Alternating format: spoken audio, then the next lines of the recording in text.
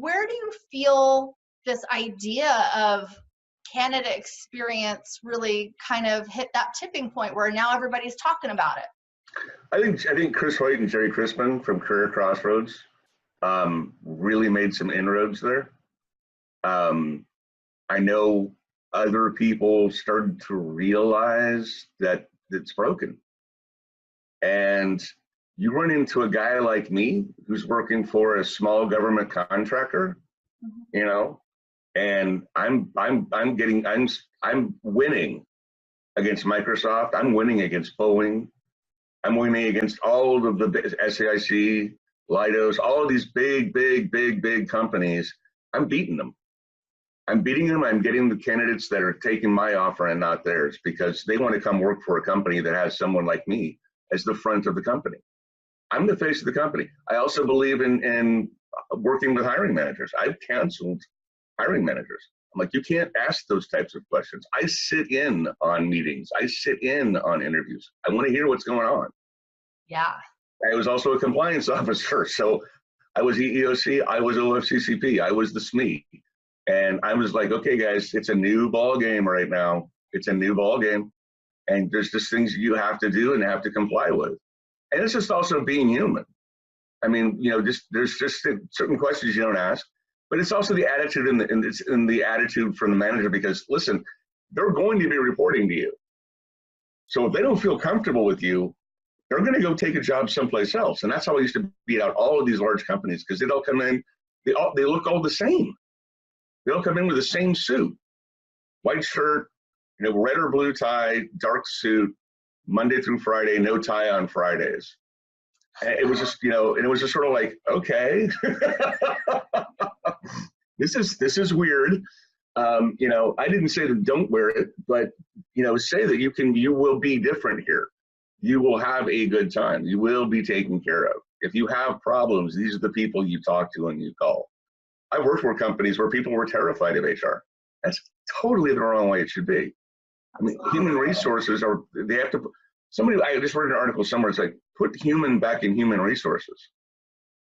I think that we've actually done a disservice by calling it HR because we acronym so much stuff that it kind of takes away that humanization again.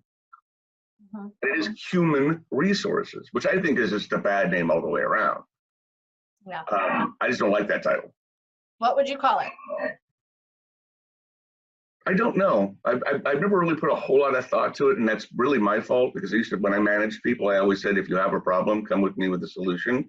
If not, you're just complaining. I have an idea. Go. Let's hear it. Experiential employee management. No, I get. Sure. EEM. EEM, yeah, but let's make it into an acronym so that nobody knows what the hell's going on. Experiential resources. It's all about your experience, right? That's what they're doing. I'm going to think about that.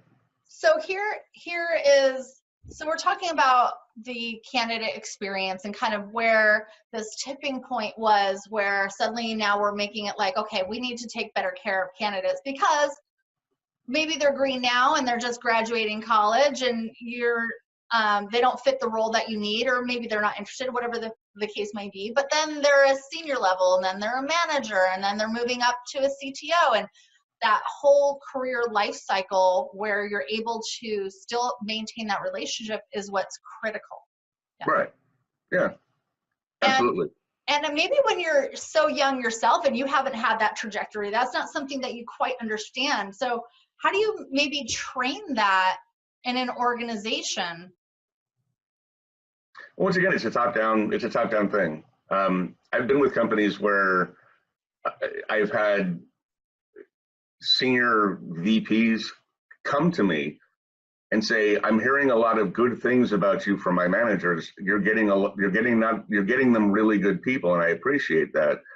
And I say, "Well, thank you. I appreciate that you came down and said that, or you sent me a nice email." I said, "I'd love to get like on your calendar and chat with you about doing actual training across the board. I would like to do like lunch and learns. I know everybody's here and is busy. I get it. So let's order a pizza and some soda and give me 45 minutes. And it's not going to be a lecture. It's going to be interpersonal. You've seen me speak. I want people to talk to me. Yeah.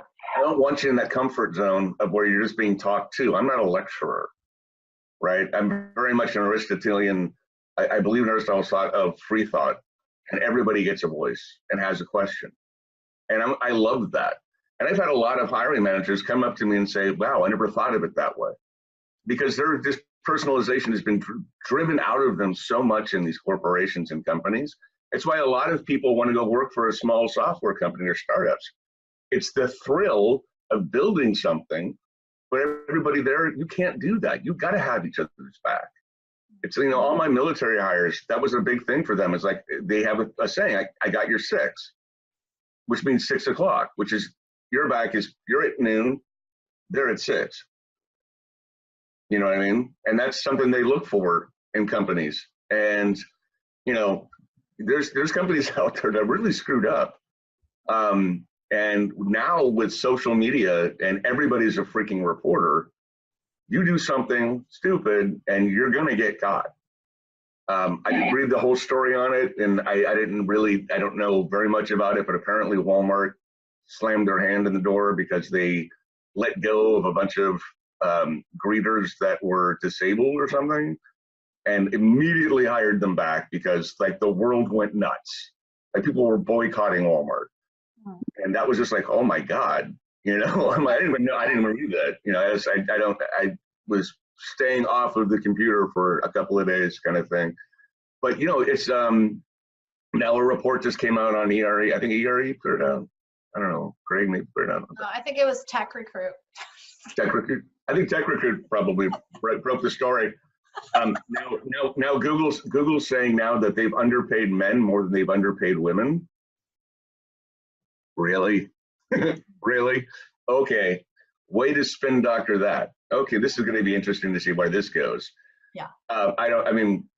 Okay, whatever. I don't know. It's just kind of one of those weird things.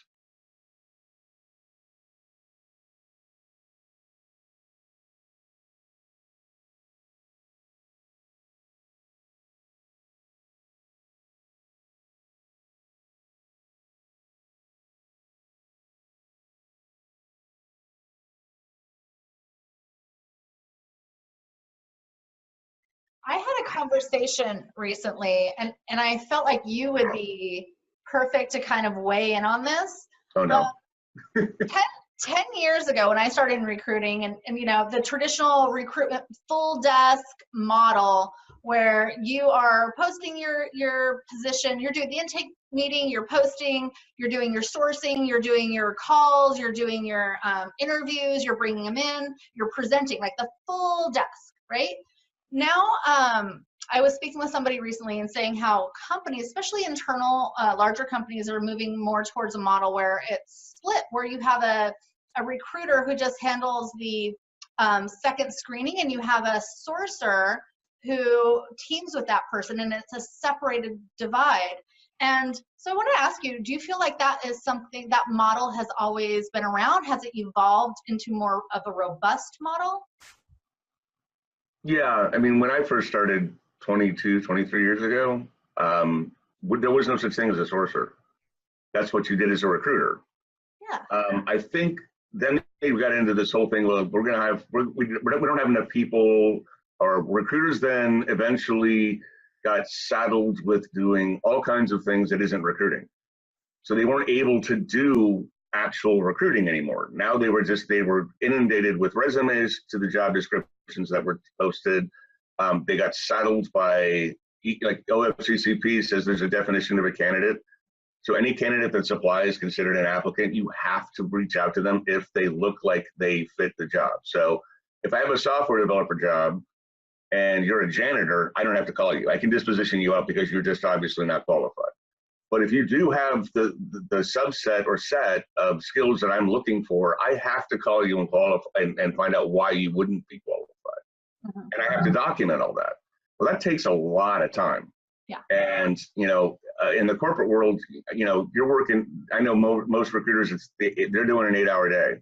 They got a 9-hour day, but they do 1 hour for lunch. They come in at 8, they leave at 5, and at 4:59, they're shutting the computer down. I've never understood that. It's just not the way I kind of do things. But it's how I was trained. So I think now the new conversation is it sourcing or is it research teams? That's interesting. Because like I said, it's much easier to get information on people now than ever before.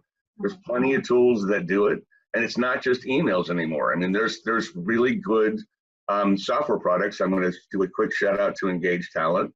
That really is more of a research tool. Now, yes, they can give you phone numbers. They can give you email addresses, all that stuff, all that really fun stuff. They can get that for you. But it can also, they're doing predictive analysis now.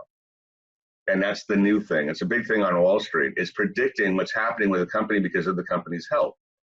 You know, did they get delisted off the stock exchange or NASDAQ, or NASDAQ?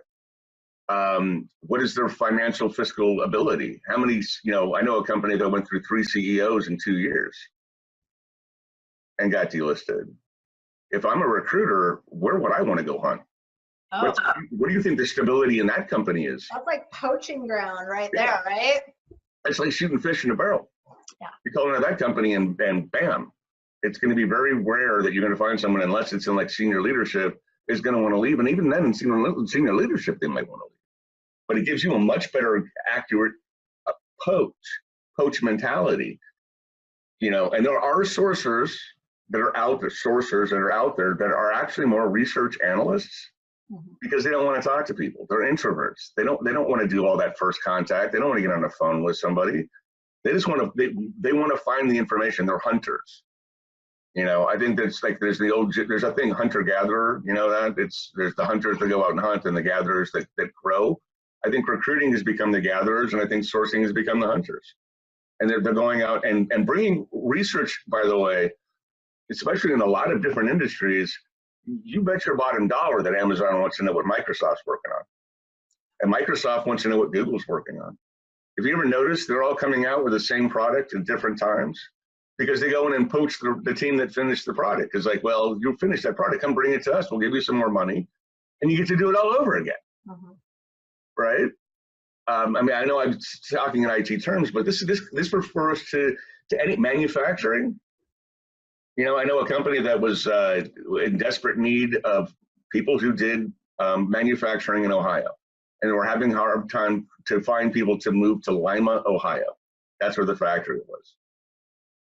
And we Engage Talent tool, one more time, it's the last I'll talk about them. But Engage Talent was able to find a factory 45 miles away that was shutting down and had 350 people that were losing their job.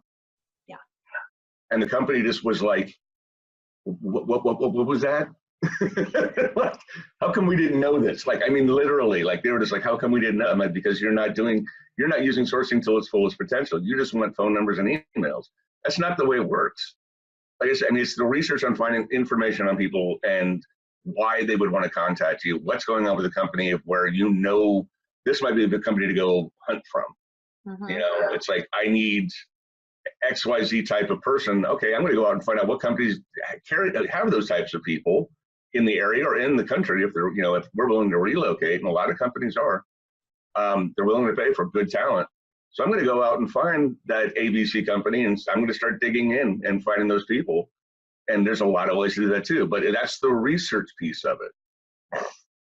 And that's where I think sourcing is really going. I'm excited about that. I really am. I definitely, so we were talking about why sourcing has now been divided from like a different sort of recruiter role, where the recruiter is doing the recruitment, but not the sourcing aspect of it. And so I think on the front end, when you're doing that quote unquote talent mapping, when you're surveying the landscape, seeing where your opportunities to find candidates or companies that have the similar candidates, or maybe they have similar tech stacks, or new universities or companies that have high turnover taking into growth, and all that sort of thing that you can do on the front end. But then taking a tool like you said, Engage Talent, and being able to harness that open source intelligence out there on a continuous basis, that right there in itself is a job. So, that's very interesting. Yeah,